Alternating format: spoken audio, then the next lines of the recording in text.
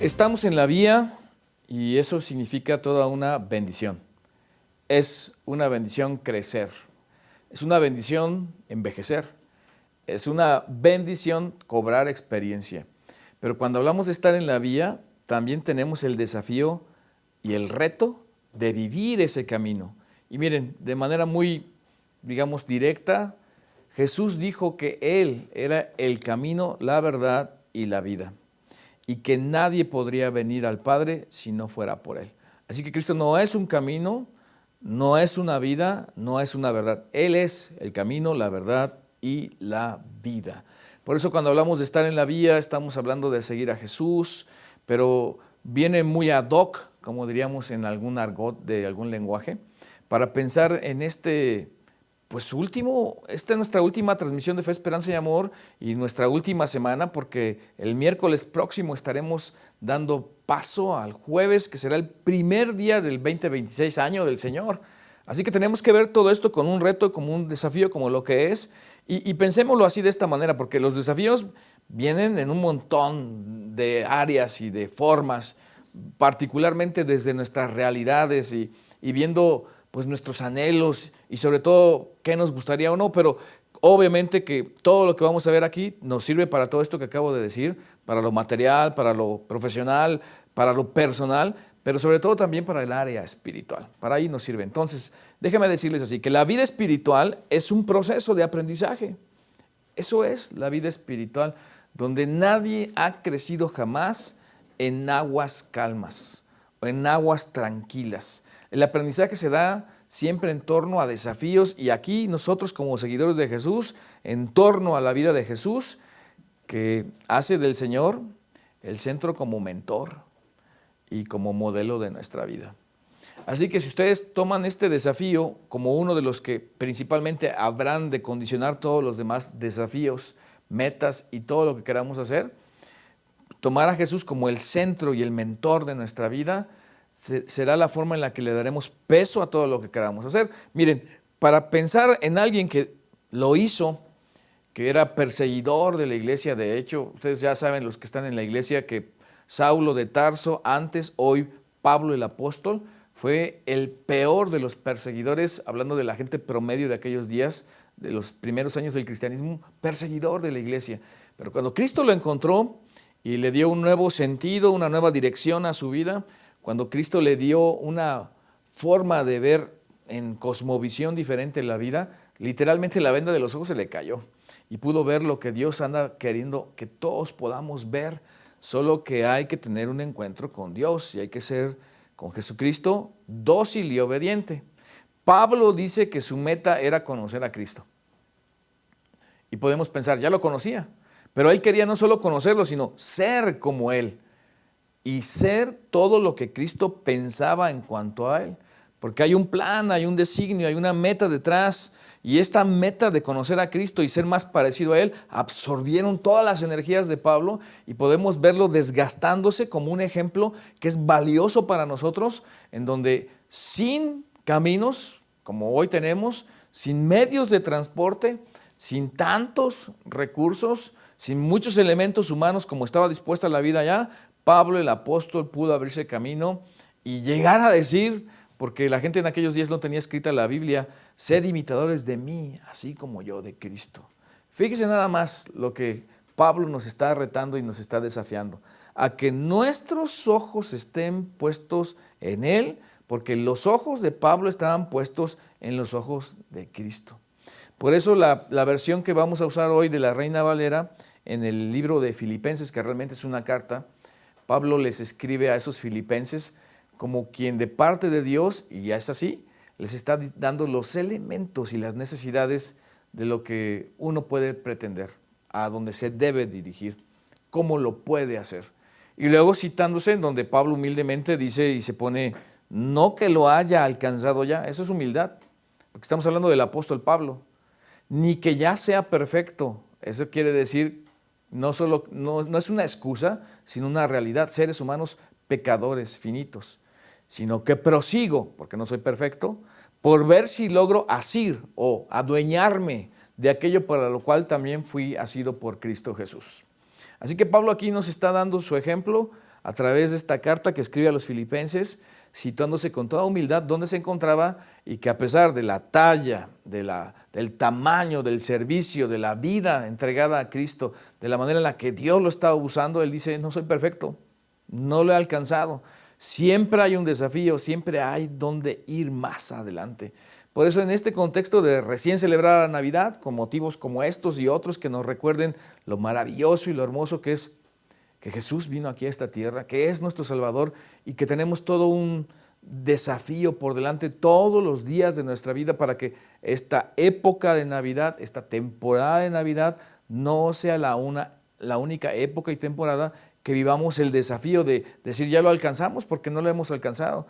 Mientras estemos en esta tierra, todavía hay más por hacer, porque el Dios de las promesas, el Dios grande y verdadero, tiene un plan perfecto para nosotros mientras estemos aquí en esta tierra. Pero ahí no termina la historia del desafío de Pablo para los filipenses primero, y luego continuó diciéndole a todos nosotros a través de ellos en el versículo 13, hermanos, yo mismo no pretendo haberlo ya alcanzado. Otra vez, no solo no soy perfecto, sino no lo he alcanzado, pero una cosa hago, olvidando lo que queda atrás, olvidando ciertamente lo que queda atrás y extendiéndome a lo que está delante. Ok, todos sabemos cómo son las carreras y cómo con el pecho se cruza la meta para restarle unos segundos. Pero Pablo tenía eso en mente, pero más en mente el desafío de la carrera de la vida cristiana. Qué bonito privilegio y qué bonita oportunidad que hoy otra vez estamos terminando un año. Yo no sé cuántas veces lo has terminado y no sé cuántas veces vamos a ir más allá adelante, cuántos años más nos va a dar Dios, porque un año más es un año menos, pero estamos aquí para decir, no lo hemos alcanzado, pero hay que olvidar lo que está atrás y extenderse a lo que está adelante. Sobre todo cuando algunos tenemos historias, puede ser que sea el caso que alguien está aquí conectado, como la que tenía el apóstol Pablo. ¿Cuál era la historia del apóstol Pablo? El apóstol Pablo, ya lo dije, perseguidor de la iglesia, en algún momento estaban poniendo las ropas a sus pies de Esteban, el primer mártir. Y alguno dirá, ¿y eso qué? Lo iban a apedrear a Esteban. Y el poner las prendas, los vestidos, lo que usaba de ropa Esteban a los pies de Pablo, era el de autoridad que al poner sus ropas a sus pies y él tolerarlo, permitía la lapidación, el que apedrearan a Esteban. Él lo estaba autorizando y eso así arrastraba a cristianos, a familias enteras y con las cartas de los principales de aquellos días gobernantes, de los ancianos, de los sacerdotes, hacía todo esto en el nombre de Dios, creyendo que servía a Dios. Pero se encuentra con Cristo, Cristo le cambia la vida y ahora entonces dice, olvidando ciertamente lo que queda atrás. O sea, Pablo tenía razones de peso para decir, hay que olvidarse del pasado. Él era culpable de muchos asesinatos de así, persecución de cristianos. Pero si esto lo asentamos a nuestra vida, todos nosotros tenemos algo de qué avergonzarnos en el pasado. Todos hemos vivido la tensión de lo que hemos sido y de lo que queremos ser. Ahí está la tensión de lo que hemos sido y lo que queremos ser. Pero con nuestra esperanza puesta en Cristo, con nuestra vida viendo hacia la transformación de Dios de todos los días, viendo su gracia y su misericordia, porque la misericordia y la gracia de Dios se hacen manifiestas justamente cuando lo necesitamos, porque mientras más nos damos cuenta de nuestros errores, pecados y maldades, más actúa en nosotros la obra de Dios en su gracia y su misericordia para con cada uno de nosotros. Por eso Pablo decía, prosigo a la meta, al premio del supremo llamamiento de Dios en Cristo Jesús. Sería muy bueno que si hoy se lo pueden memorizar este versículo, así lo hiciéramos. En Filipenses, el capítulo 3, el versículo 14, prosigo a la meta, al premio del supremo llamamiento de Dios en Cristo Jesús. Lo estoy diciendo aquí suavecito, no al estilo de un predicador en un stage o en una plataforma que se enardece y grita, prosigo a la meta, decía Pablo con toda convicción, al premio del supremo llamamiento de Dios en Cristo Jesús. Dos cosas, la meta y el premio. ¿De qué? Del supremo llamamiento de Dios en Cristo Jesús. Por eso Pablo sabía bien que esto era, así entrecomillado, citando sus propias palabras, no que lo haya alcanzado, o no que lo haya alcanzado ya. Quiere decir que hay un futuro en el que lo vamos a alcanzar. Tanto la meta como el premio del supremo llamamiento de Dios en Cristo Jesús.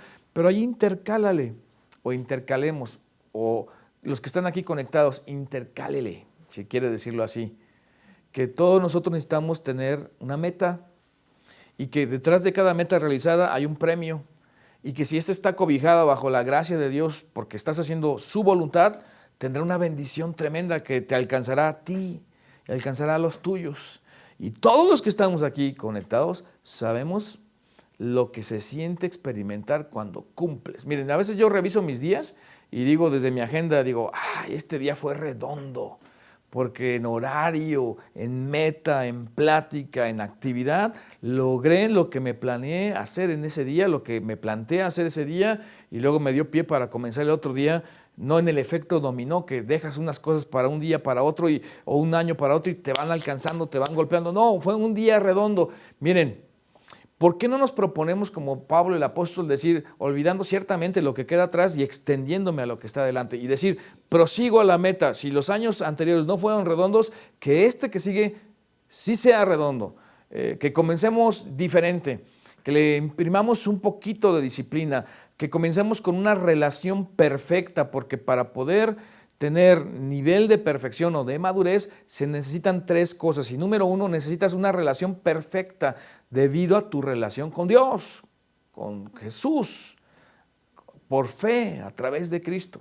Esa relación perfecta tiene que ver con la fe, con el hecho de realmente poner tu fe en Jesús, decidir confiar en Él, creer en Él, decidir seguirlo. Y no solo seguirlo, sino aprender de Él, porque estar más cerca de Jesús es para parecerse cada día más a Jesús. Y la relación perfecta también no solamente tiene que ver con una relación perfecta, sino con un progreso perfecto, madurar, crecer en todas las áreas, pero espiritualmente más, en la medida en que continuemos confiando en Cristo desde esa primera vez que confiaste en Cristo. Y algunos aquí podemos hablar de años, de décadas, donde decidimos confiar en Jesús. Y luego ahora renovar esos votos o redoblar esfuerzos y decir, ahora te sigo, Dios, con más conciencia, con más entendimiento y también sabedor de las veces que no he hecho lo correcto y que tengo que decir, olvidando ciertamente lo que queda atrás y extendiéndome a lo que está adelante, una nueva oportunidad. Acerquémonos más a Jesús, acerquémonos más a Dios, leamos más su palabra, leamos más la Biblia, oremos más, y ese cotidiano caminar con Cristo Jesús nos va a ir moldeando vez tras vez, ocasión tras ocasión, de manera que podamos aprender incluso de lo que hemos hecho mal y luego también comenzar a hacer y a llevar a cabo aquello que hemos dejado postergado, porque el que comenzó en vosotros la buena obra la perfeccionará hasta el día de Jesús. Pero también no solo hay una relación perfecta, o no solo debe de haber un progreso perfecto, debe también haber un día, un escenario completo y perfecto, totalmente perfectos, porque será el día cuando nos encontremos con Jesús y que haya llegado este vil pecador que les habla a la presencia de Dios, y que tú hayas llegado y que seamos transformados, porque cuando Cristo vuelva para llevarnos a su reino eterno, seremos glorificados y hechos conforme a la imagen completa de Él, sin posibilidad ya de pecar, sin posibilidad de ser influido por el pecado, sin el panorama y el escenario del pecado, sin las consecuencias del pecado, porque tendremos vida y tendremos vida en abundancia. Y eso nos debe recordar cuando Pablo el apóstol decía, no que lo haya alcanzado ya, porque ya tenía una relación perfecta con Cristo y estaba creciendo y madurando en esa relación perfecta con Cristo, pero hay un futuro prometedor que dice que algún día estaremos cara a cara con nuestro Dios. Y todas las fases o etapas de la perfección están fundadas en Cristo, en lo que Él hizo por nosotros. Nosotros no podemos perfeccionarnos a nosotros mismos. Él nos va perfeccionando todos los días, y después que nos ha perfeccionado, entonces brotan las buenas obras, vienen los resultados del actuar y vivir en Cristo Jesús. Te adornas de la voluntad de Dios porque estás creciendo en Dios. Amigos que aquí nos acompañan, ojalá y aquí esté siendo capaz yo de pintar ese futuro ideal que está por poner tu fe en Dios. Y si hasta ahora tú no lo has hecho, ¿por qué no buscas esa relación perfecta? La relación perfecta, desafortunadamente para los seres humanos, no se da en términos lineales, sino tiene que ser verticalmente, en una cuestión real con Dios, donde yo te desafío y te animo a que te entregues y dejes que Dios realmente guíe tu vida, y entonces probarás lo que es ser guiado por Dios, porque esto no es para un puñado de unos cuantos nada más, como algunos piensan. Esto es para todo aquel que en Él cree y no se pierda y tenga vida eterna, porque Dios puede cambiarte todo lo que tú has hecho malo por bendición y perdón y gracia y misericordia, porque ahí estamos todos. Así que prosigo es una palabra griega que se empleaba para aludir a un velocista, y corriendo allí tiene que ver con acciones, fíjense nada más, enérgicas, acciones decisivas y acciones hasta agresivas. Y esto significa apasionarte por lo que haces. En esas acciones enérgicas, que no solo los velocistas, sino cualquiera que quiera lograr algo significativo en la vida, muchachos, se tiene que aplicar. Tienes que pagar el precio ahora para no pagarlo siempre. Pagar el precio de que te capacites, de que madures, de que crezcas. Pagar el precio de poner orden, adultos, en tu casa. O el precio de tomar las decisiones, de enfrentar esos momentos ríspidos y difíciles para poner orden, de saber salvaguardar tu identidad en Cristo y de poner en orden tus prioridades y decir, por aquí quiero caminar. Esa es la pasión de decisiones, acciones enérgicas, decisivas y hasta agresivas, donde significaría apropiarte de lo que Dios quiere que tú hagas en tu vida. Por eso prosigo tiene que estar enfocado, no puede ser disperso. Y Pablo el apóstol decía prosigo, pero también decía una cosa hago. O sea, defínete, no estés dividido, sino definido. Lo dividido resta, lo definido suma, lo definido impacta, lo dividido sencillamente se diluye. Así que una cosa hago, Pablo redujo todo el proceso de la madurez, de la santificación, a una sola meta: ser parecidos a Cristo Jesús. De una manera sencilla, clara de hacer, una cosa a procurar con todas sus fuerzas, la semejanza en Cristo Jesús. Hay un libro escrito por Carlos Seldom, o Charles Seldom, que todo el libro gira alrededor de la idea de qué haría Jesús en esta ocasión. ¿Y qué haría Jesús cuando un agente de tránsito te detiene injustamente? ¿Qué haría Jesús cuando pagas impuestos que crees que son injustos o que no se aplican para lo que son pagados? ¿Qué haría Jesús cuando alguien te habla mal o te desprecia, como hacemos o solemos hacer los seres humanos? Para parecernos a Cristo tendríamos que leer todo lo que de Él está en la Biblia, el Nuevo Testamento sobre todo, claro, toda la Biblia, y retratar sus actitudes, su talante, su porte, su carácter, que era firme pero amoroso. Y esa forma de vida debe estar en nosotros instalada de manera natural en Cristo Jesús. Pero no solo prosigo, una cosa hago, sino olvidando lo que queda atrás. Y eso el creyente debe de abstenerse de confiar en acciones y logros piadosos y victorias del pasado, donde el ministerio o lo que haya sido que me haya dado la victoria debe quedarse en el pasado, o debo evitar quedarme estancado en los mismos pecados y fracasos, donde la gente se lamenta y parece que eso es como si fuera un arrepentimiento, pero realmente es remordimiento y hasta una justificación de hacer las mismas cosas y de recrearse en las mismas cosas. El pasado debe quedarse en el pasado, porque el tiempo ya no cuenta cuando es pasado, deja de ser tiempo y afecta nuestro futuro. Por eso déjenme darles una frase en claro hasta ahorita de lo que estamos diciendo. Distraerse con el pasado debilita todos los esfuerzos en el presente. Como estar dividido y no definido debilita, agrega esta frase: distraerse con el pasado debilita todos los esfuerzos en el presente. Hay un dicho muy mexicano para decir eso: el que mucha abarca, poco aprieta. ¿Lo han escuchado, verdad? El que mucha abarca, poco aprieta. Tráiganlo a este terreno de la vida espiritual, de los logros, de qué tipo de vida quieres vivir. ¿Quieres pasártela en la etapa de la edad media del hombre de los 50 años, ahí con arrepentimiento y remordimiento de lo que no hiciste? Hasta anuncios hay de inglés que dices, ¿crees que tienes 55 años y jamás puedes aprender a hablar inglés? Estás equivocado. Hay aplicaciones de la inteligencia artificial que hoy te prometen que aunque tengas 55 años, puedes aprender a hablar un inglés como un nativo o fluido tu inglés. ¿Por qué no cambiar nuestra vida? ¿Por qué si puedes aprender inglés, por qué no puedes cambiar tu vida aunque tengas 55 o 60 o 70? Y qué mejor si tienes 40 o 30. No te quedes en el pasado, proyecta tu futuro a la meta. La meta que es la semejanza a Cristo aquí y ahora, que te da muchos dividendos, que te deja muchas bendiciones, que abona y construye a tu vida, que no resta, que sí suma. La gente en términos de negocios dice ganar, ganar, porque a veces perder, ganar, ganar, perder, pero este es un ganar, ganar, no perder, perder.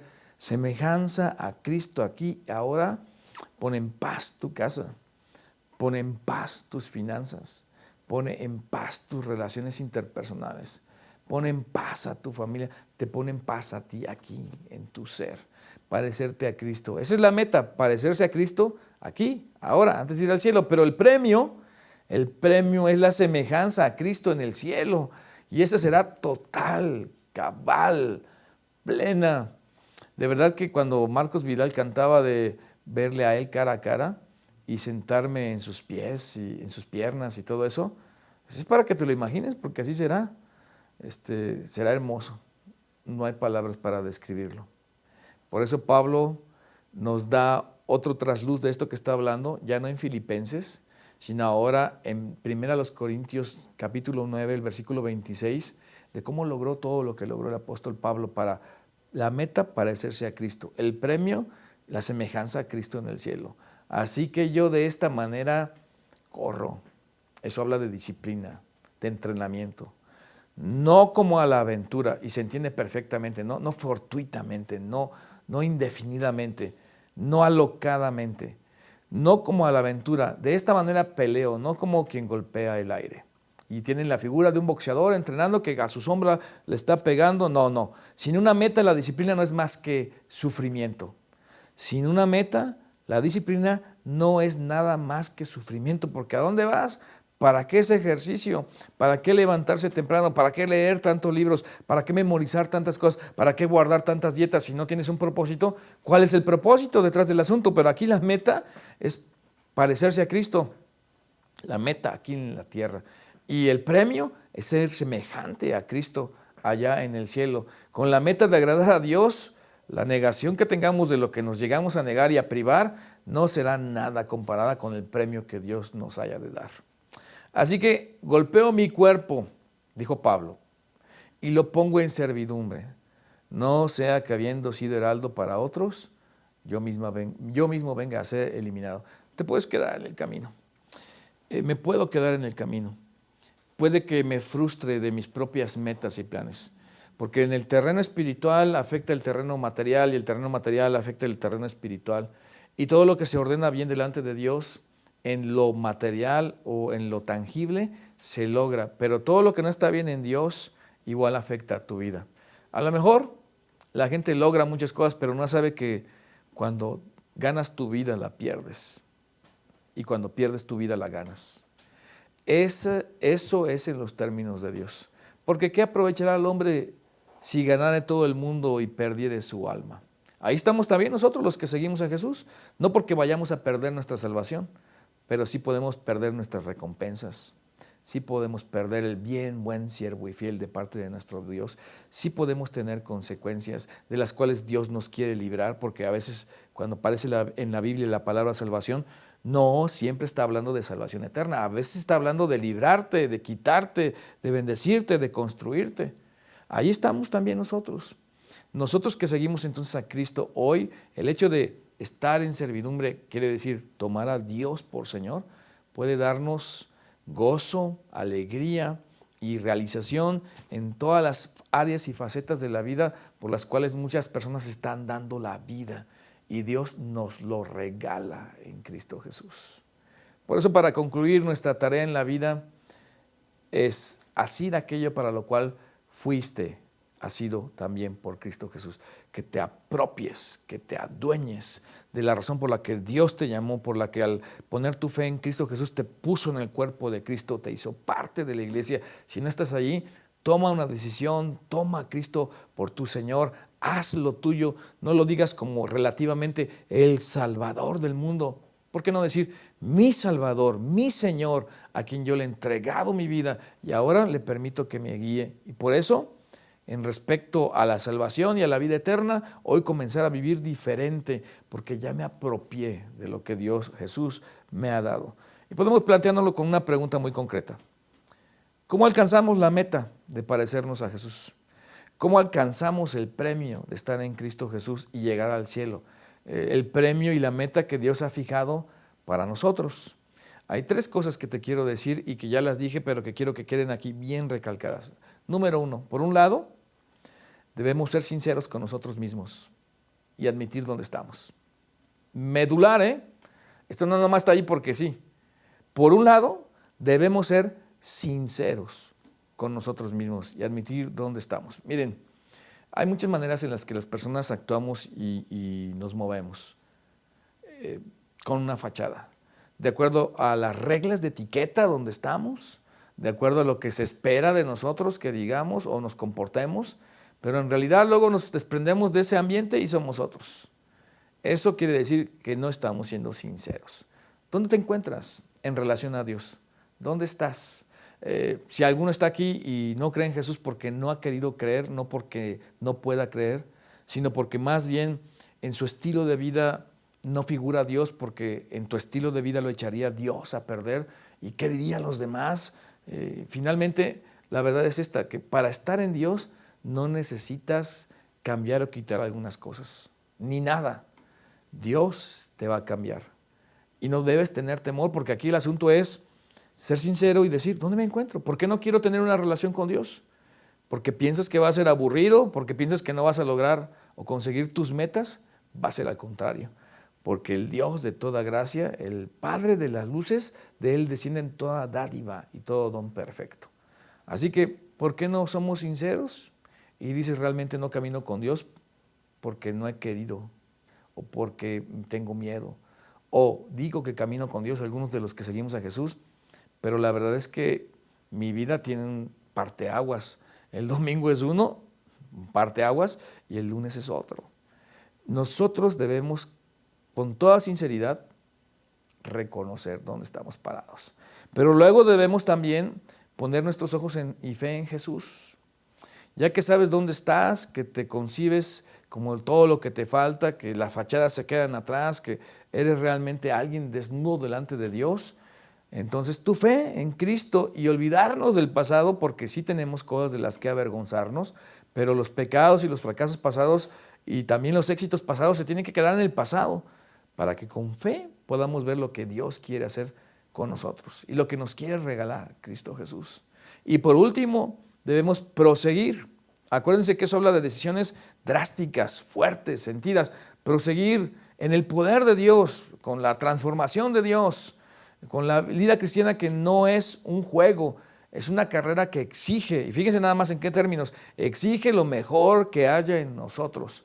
Si queremos parecernos a Cristo aquí en la tierra como meta, y si queremos ser semejantes a Cristo cuando lleguemos allá en el cielo como premio, tendremos que dejar el pasado en el pasado y aplicarle este desafío a todas las áreas y facetas de nuestra vida. ¿Por qué no le pedimos a Dios que comencemos nuestro año diferente? Que lo comencemos mejor, que lo comencemos con entrega, que lo comencemos con desafío, que lo comencemos con obediencia, que lo comencemos como en la vía, porque Jesucristo es el camino, la verdad y la vida. Así que en la noche, o en la tristeza, o en la desesperanza, en la incertidumbre, Dios siempre guía, pero tenemos que ser sumisos a su guía por someternos a Jesús y aplicar estos principios que le dieron éxito al apóstol Pablo en su contexto limitado, atacado, completamente austero, y que esos mismos principios hoy a nosotros nos visten, nos pertrechan, nos fortalecen y nos pueden dar la victoria en Cristo Jesús. Hoy, que acabamos casi de celebrar Navidad, en este viernes de último del año para celebrar fe, esperanza y amor y ver con fe el 2026, año del Señor, que Él nos lo dé. ¿Qué tal si oramos? Y le pedimos a Dios justamente eso. Mira, acompáñame allí en tu lugar donde estés a orar por estas cosas en su corazón. Padre, en el nombre de Cristo Jesús, queremos darte gracias, Señor, por el privilegio de reunirnos así, digitalmente, en muchas partes, con muchas personas. Y que rogamos, Dios, que este mensaje aterrizado en nuestro corazón logre para lo cual tú lo has enviado. Para que al inicio de este año podamos comenzar diferente, con principios tan sencillos como estos, pero tan valiosos y tan poderosos como lo que hicieron en la vida del apóstol Pablo y como lo que pueden hacer también en nosotros, Dios. Rogamos tu bendición para los que en este instante están tal vez diciendo por primera vez: Jesús, acepto mi condición de perdido, de pecador, y te sigo. Te pido perdón. Quiero crecer en una relación contigo. Quiero poner mi fe en ti. Y a los que estamos ya ahí desde hace años ya, Señor, rogamos que nuestra fe nos haga tener decisiones drásticas, valientes, decisivas, para seguir creciendo. Y primero lo espiritual y después, Señor, sin duda, harás tu perfecta voluntad en nosotros, de manera que también podremos realizarnos como hombres, como mujeres, como las personas que tú amas, Dios. Rogamos bendigas este nuestro nuevo año y bendigas a los que están aquí conectados, que están enfermos, a los que tienen necesidades, a los que están pasando por una noche hablando espiritualmente o un desafío, Dios, o algo que los estresa, que los aqueja, que hay enfermedad en la casa. Te ruego tu gracia para poder enfrentar este año de tu mano, Padre. Y lo ruego así para todos en el nombre de Jesús, nuestro Señor. Amén. Pues muchas gracias por conectar.